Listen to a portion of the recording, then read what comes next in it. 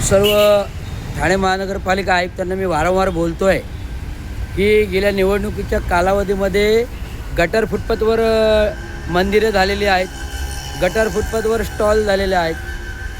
आता त्यातलं एक उदाहरण आहे, हे बघा. आता हे मंदिर पण झालं आणि परत रस्त्यावर पण अतिक्रमण आलेलं आहे. हे तर अतिक्रमण केलेलं आहे, हे अतिक्रमण केलेलं आहे, शिवाय रस्ता अजून कवर केलेला आहे. म्हणजे लोकांना आपण सुविधा द्यायच्या फुटपाथच्या, आणि दगडांचे देव मात्र मंदिरावर गटारावर बसत आहेत.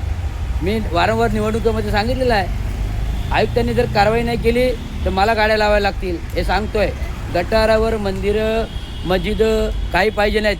अतिक्रमण डिपार्टमेंटला मी सांभाळलेलं आहे, काम केलेलं आहे. मंदिर घरामध्ये आहे, महापालिकेचा फुटपाथ कवर आहे, हे कधी तोडणार? आयुक्तांना मी सांगितलं वारंवार. निवडणूकमध्ये काय होत नाही, उलटं भगवे लावलेत. भगवे लावून हे बघा, अजून अतिक्रमण करून झाडं पडत नाही, अजून तिथपर्यंत झाडे लावायला सांगा, आपण परमिशन देऊया. आयुक्तांना सांगतो आपण परमिशन देऊया. मी वारंवार बोलतो, वारंवार बोलणार आणि बोलणार. चुकीच्या गोष्टी होणार, बोलणार.